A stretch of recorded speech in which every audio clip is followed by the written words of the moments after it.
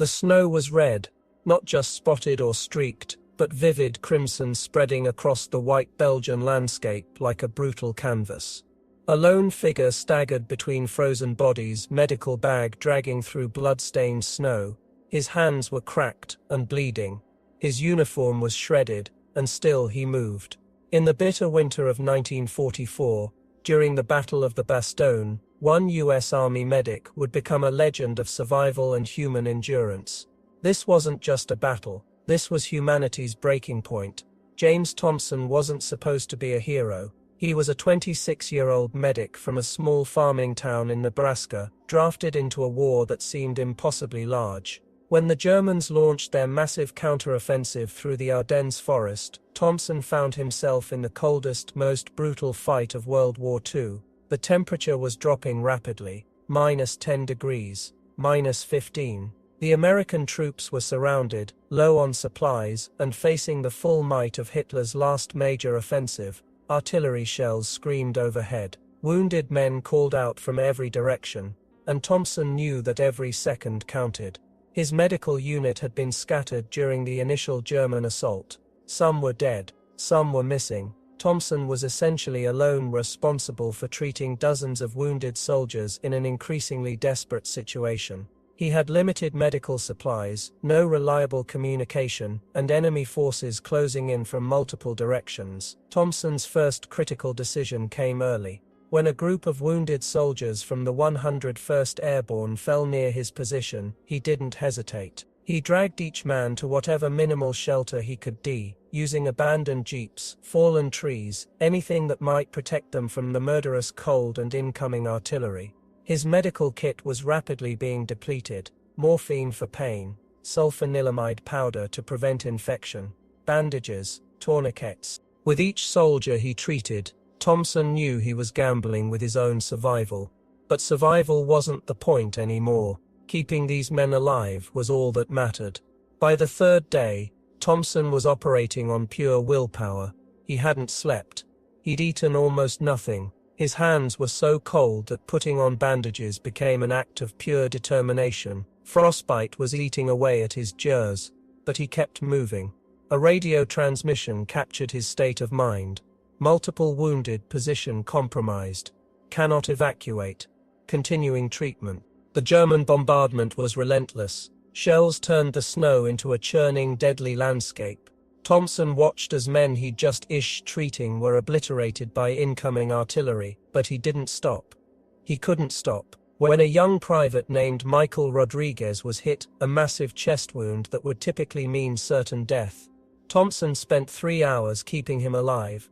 Using improvised techniques, applying pressure, managing shock, he transformed what should have been a fatal wound into a chance at survival. His own body was failing. Exhaustion turned into a kind of walking trance. He was moving between wounded men like a ghost, hands shaking, uniform caked with blood and snow, but somehow, impossibly, he continued. By the 5th day, Thompson had treated over 60 wounded soldiers. Some would survive, some would not, but every single one received medical attention. Often the difference between life and death in those brutal conditions. The Battle of the Bastogne would become known as one of the most challenging fights in American military history. Temperatures never rose above zero, supplies were minimal, the Americans were completely surrounded.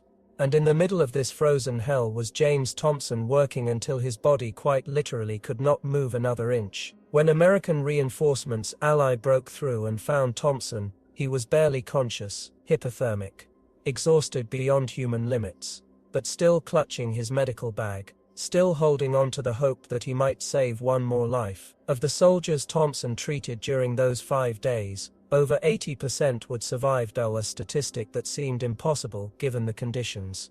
His actions would later be described as medical heroism, but Thompson himself would never see it that way. He was just doing his job, trying to keep his fellow soldiers alive. In the years after the war, Thompson rarely spoke about Bastogne. The memories were too painful, too raw, but the men he saved never forgot.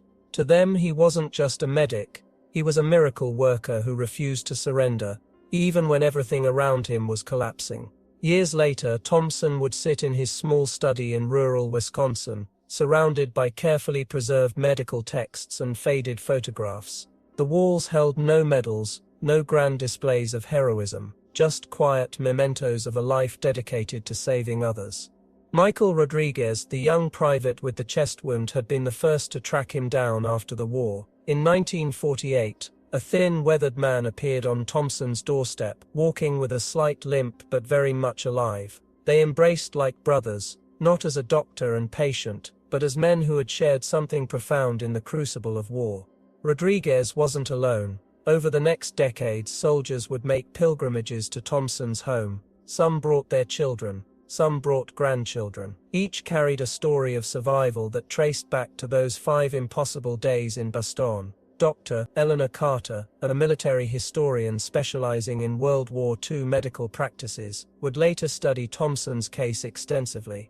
His techniques during those days represented a quantum leap in battlefield medicine. He had improvised surgical techniques that medical schools would later teach as standard protocol.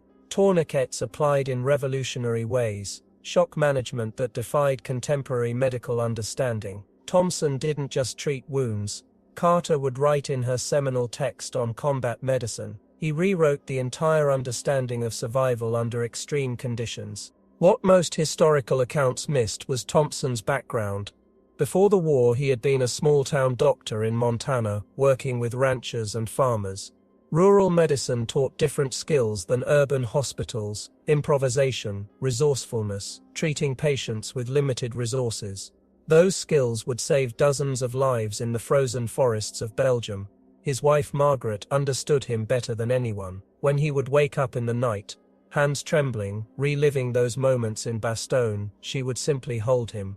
No words were necessary. She knew the weight of survival, the burden of having saved lives while watching others slip away. The military wanted to make Thompson a hero. They recommended him for the Medal of Honor. Congressional hearings were prepared. Press conferences scheduled, but Thompson refused. He sent back every recommendation, every invitation. To him, what happened in Bastogne wasn't heroism. It was simply what needed to be done.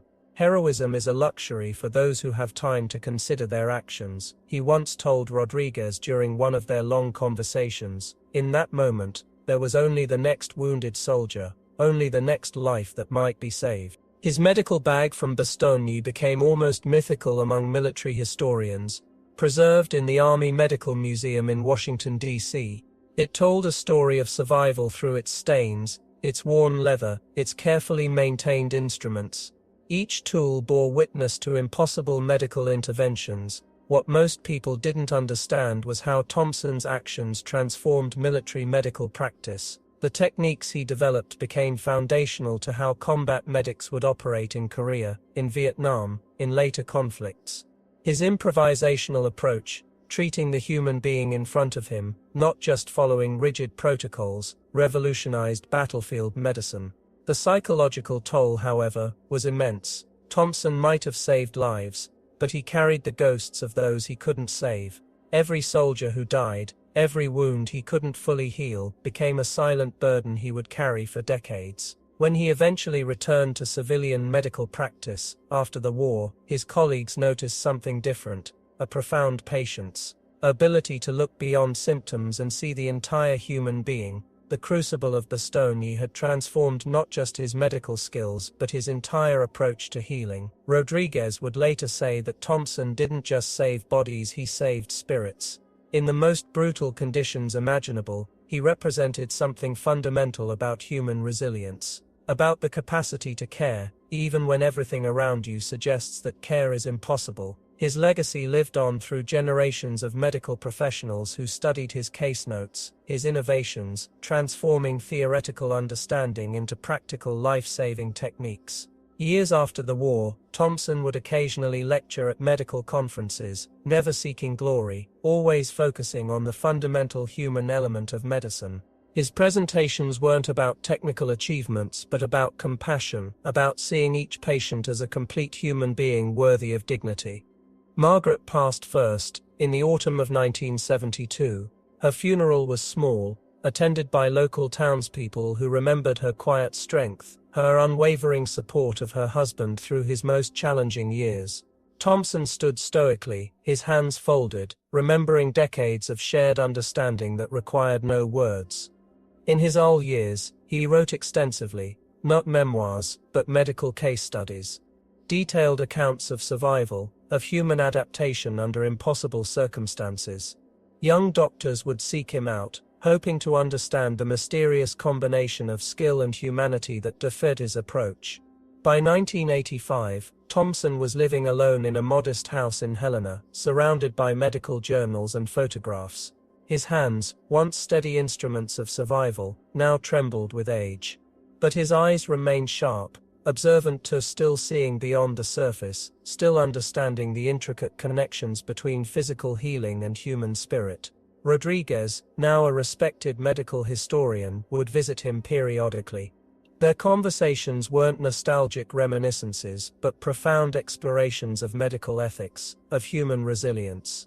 Thompson never glorified his wartime experiences. He simply presented them as necessary moments of human intervention. When he died in the spring of 1989, few national newspapers noted his passing, but in medical circles, his death was marked with a profound respect. Colleagues understood they had lost not just a skilled physician, but a transformative thinker who had fundamentally reshaped how medical professionals understood their role. His personal medical records, meticulously maintained, were donated to the Army Medical Museum. Researchers would spend decades studying his notations, his innovative techniques, understanding how one man's compassionate approach could redefine an entire field of medical practice. The medical bag from Bastogne became more than an artifact. It became a symbol of human potential, of what could be achieved when technical skill was combined with profound empathy. Young medical students would study its contents, imagining the impossible conditions in which Thompson had worked, the lives he had saved. Thompson's greatest legacy wasn't the lives he directly saved, but the philosophical approach he represented, medicine as a deeply human endeavor, not just a technical intervention, an approach that saw each patient as a complete human being, worthy of total care and profound respect. His story whispered a fundamental truth: in the most challenging moments, human compassion remains our most powerful healing instrument. Rodriguez's all-academic paper about Thompson would be published decades later, becoming a seminal text in medical humanities. It wasn't just a biography, but a profound exploration of how individual courage transforms institutional practice. The medical bag itself found a permanent home in the Smithsonian, positioned not as a military artifact, but as a testament to human resilience. Its worn leather and carefully organized compartments told a story more eloquent than any written description. Future generations of doctors would encounter Thompson's approach indirectly, through evolving medical ethics, through training programs that emphasized holistic patient care. His influence spread like quiet ripples, changing perspectives without dramatic proclamation. In medical schools across the country, his case studies became foundational texts, not for their technical complexity, but for their fundamental humanity. Young physicians learned that diagnostic skill was important, but understanding the human context was essential. Thompson's descendants, distant nephews and nieces would occasionally receive letters from veterans or their families, sharing stories of survival that traced back to those critical moments in Bastogne. Each letter was a quiet confirmation of a life's meaningful work. The landscape of medicine continued evolving, technology advanced, treatments became more sophisticated. But the core principle Thompson represented remained unchanged, seeing patients as complete human beings, not merely collections of symptoms. His medical notebooks, with their precise handwriting and compassionate annotations, became teaching resources. They demonstrated that true healing transcends technical intervention, requiring a deep understanding of human vulnerability and strength. As years passed, Thompson's story became less about individual heroism and more about collective human potential. His approach suggested that in moments of extreme challenge, our capacity for empathy could be as critical as our technical skills. The world would continue changing, but the fundamental lessons remained: compassion, resilience, understanding. These were the true instruments of healing, more powerful than any medical technology. And so Thompson's legacy continued, not through monuments or grand declarations but through quiet transformations in how medical professionals understood their profound human responsibility.